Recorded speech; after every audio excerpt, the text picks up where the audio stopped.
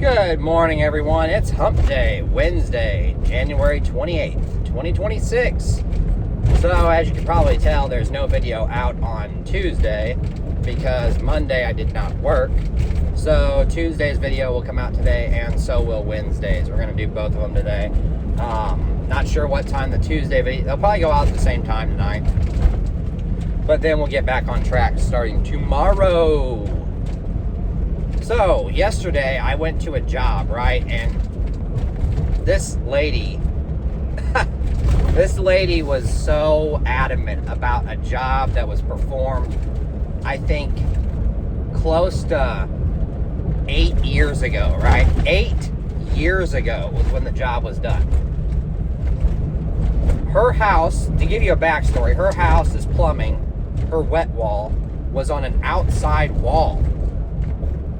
If anyone in plumbing knows that, we cannot warranty the work against freezing, right?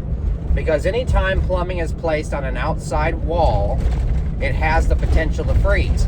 And just so everyone is aware out there, heat tape and insulation is not a guarantee against freezing. It's not. If any company tells you that will guarantee your pipes from freezing, they're lying to you. It can help them from freezing, but it's not going to guarantee that they won't freeze. Now, 9 times out of 10, if you have heat tape and insulation on your pipes, does it not freeze? Yes. But if done properly. It's not just wrapping the pipe.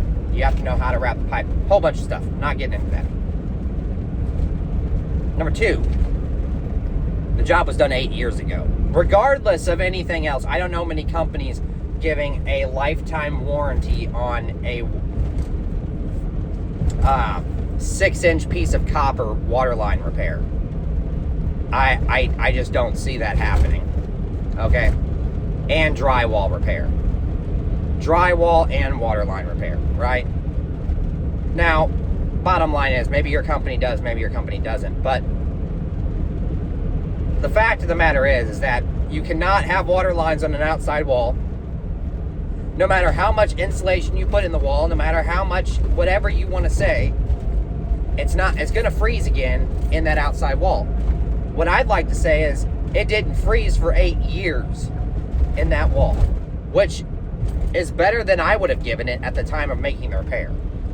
But, and I also want to clarify something. If a technician, right, gives you, okay, an estimate for a repair and also estimates for major repairs, let's say they're giving you the solution that will fix all of it and a solution to just fix your problem at the time. A lot of companies call it a Band-Aid fix.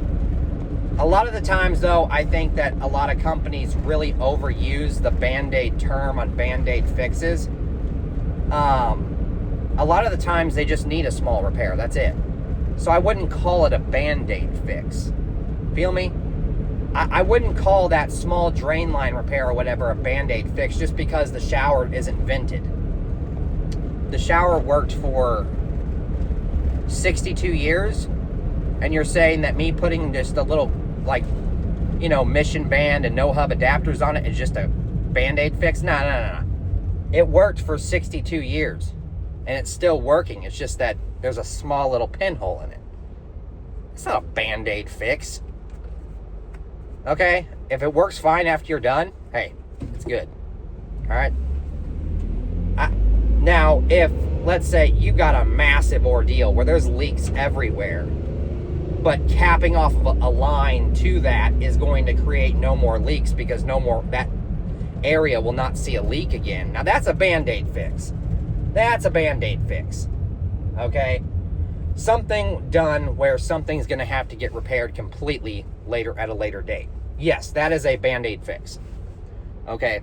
But I strongly discourage the use of Band-Aid fix before investigating everything. I strongly discourage it for a lot of people because I feel like if the homeowner finds out that it wasn't really a Band-Aid fix and you're just bullshitting with them, you're going to lose credibility. All right. But anyway, back on what I was saying. there's a lot of homeowners out there today that believe that they are entitled to something if we perform work in their home. That's why it is very important that companies out there put riders and disclaimers in their estimates whenever they're giving them. Because they're comparative to, 30 years ago, we can't really live on the honor system anymore, guys. Unfortunately, we just can't. The amount of people that search for something wrong in their home after you've been there is too high, okay? And 9 times out of 10, a big company is not going to fight it in court. And I'm not, going to lie to you. A lot of companies will just pay you money to shut up, calling it a settlement, because they don't want to spend the money to beat you in court, which they would if they did. Okay? Does that make sense? Just so you're aware, you didn't win. You just somehow they wanted you to just shut up. That's the only thing, okay? But I think that's bad for a lot of companies to settle for some of those things, because if someone finds out about the settlement that you just gave them whatever they wanted, everybody finds out that you're doing that. And then if that happens, well, then everybody's going to be looking for a handout. You see what I'm saying? It's like a revolving door of bullshit. If you continuously give out handouts to people and you just give them what they want, they're going to continuously eat that up. All right? So just so you're aware out there, business owners. There's a lot of business owners that know this. There's a lot that don't. But this generation has become very adamant about basically, I call them they sent their order back at McDonald's people. Because their fucking burger or fries were too fucking cold. These kind of people, dude. It's always those kind of people. Or a lot of people that, and I'm just using a demographic here that's true. A lot of people that are criminal and have a criminal background are good at this. They will go and make an absolute fuss out of anything and everything that inconveniences them, that had nothing to do with you, but somehow they're going to turn it around and make it completely your fault because you were in their home.